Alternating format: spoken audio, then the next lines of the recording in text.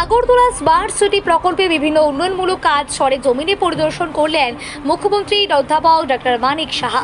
বিশেষ করে শহরে রাস্তা ও জল নিষ্কাশন ব্যবস্থা চলমান কাজেই খতিয়ে দেখেন তিনি। শনিবার রবীন্দ্র ভবন এলাকা থেকে পরিদর্শন শুরু করেন মুখ্যমন্ত্রী অধ্যাপক ডক্টর মানিক সাহা। এরপর স্মার্ট সিটি প্রকল্পের আওতায় শহরে বিভিন্ন এলাকায় চলমান রাস্তা নির্মাণ, ড্রেনেজ ব্যবস্থা এবং জল নিষ্কাশন সংক্রান্ত কাজ সরেজমিনে পর্যবেক্ষণ করেন। পরিদর্শনের সময় সংশ্লিষ্ট দপ্তরের আধিকারিকদের সঙ্গে প্রকল্পগুলির অগ্রগতি নিয়ে আলোচনা করেন মুখ্যমন্ত্রী। বর্ষাকালে যাতে শহরে জলাবদ্ধতার সমস্যা কমে এবং নাগরিকরা উন্নত পরিষেবা পান, সেই লক্ষ্যে দ্রুত মানসম্মতভাবে কাজ শেষ করার ওপর গুরুত্ব আরোপ করেন তিনি।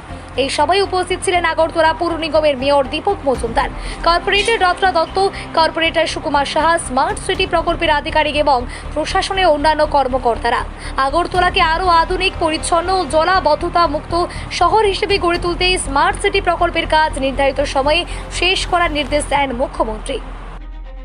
ঘন্টাও লাগে, আমি তো নিজেই দেখি, আগে তো আমরা নিজেরাও দেখেছি, একদম যখন আমরা ছোট 3, 4, 5 দিনও যেত জল, কিন্তু জল তো জমে যে এক্সেস জল হয়, বৃষ্টিপাতের যখন বেশি হয় তো আটকানো যায় না। বড় বড় শহরে, আপনার বড় বড় শহরও কিন্তু এরকম জল জমে যায়, কিন্তু আমাদের এখানে সবচেয়ে হইচই লাগিয়ে দেয় আজকাল তো সোশ্যাল মিডিয়াতে ওই মুহূর্তটা দেখা, কিন্তু এটা যে 1 ঘন্টার মধ্যে জলটা বেরিয়ে গেল সেটা আর দেখা।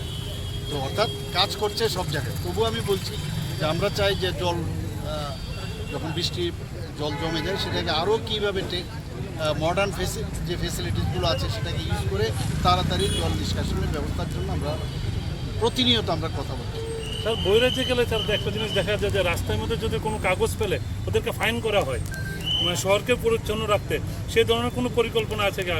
আস্তে আস্তে করে সব করবো। আমরা তো মানে মানুষ বান্ধব, সাধারণ মানুষ বান্ধব আমাদের সরকার। তো একটা হচ্ছে ওনাদের সবাইকে কনফিডেন্সে নিয়ে, মানুষ বুঝে যে এটা করা উচিত নয়, সবাইকে কনফিডেন্স নিয়ে যখন জন আন্দোলনের মাধ্যমে এইসব বিষয়ে যে কোনো জায়গার মধ্যে এই কাঁচরা ফেলানো, কোনো জায়গায় আবর্জনা ফেলানো এইসব করে না, তো এটা রাইটস মনে করতে হয়। কোনো জায়গার মধ্যে ইভেন দেখা গেছে ডেফিকেশন থেকে আজকে ডেফিকেশন মুক্ত ত্রিপুরা হয়ে গেছে অলমোস্ট। কিছু কিছু জায়গায় এখনও ইউরিনেট করে অনেক জায়গায়। তো এইগুলো মানুষকে ওই সচেতনতার মধ্যে আনতে হবে, তবেই এগুলো আলটিমেটলি আমরা সাকসেস হব। সবাই মিলে যদি আমরা কাজ করি, বোঝানোটা হচ্ছে সবচেয়ে বড়। স্যার, সর্বশেষ আপনি রাজ্যবাসীর উদ্দেশ্যে কি বার্তা দেবেন এই রাস্তা এবং ড্রেনেজ নিয়ে? না, এখানে তো বার্তা দেওয়ার বিষয় না, যে কাজ চলছে, কাজের তো করতে গেলে বাড়ি ঘরেও যখন কোনো কাজ হয় তখন একটু সমস্যা হয়, তো একটু বিয়ার উইথ দ্য গভর্নমেন্ট।